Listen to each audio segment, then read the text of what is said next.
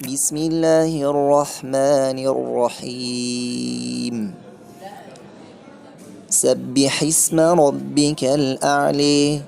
الذي خلق فسوى والذي قدر فهدى والذي أخرج المرعى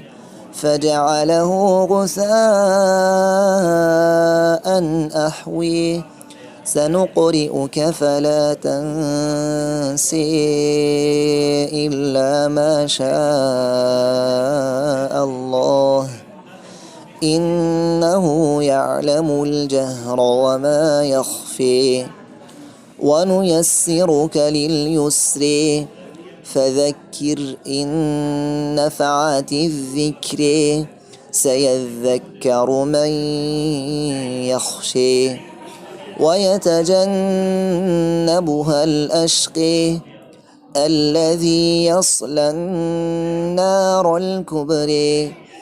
ثم لا يموت فيها ولا يحيى قد أفلح من تزكى وذكر اسم ربه فصلى بل تؤثرون الحياة الدنيا والآخرة خير وأبقى إن هذا لفي الصحف الأولى صحف إبراهيم وموسى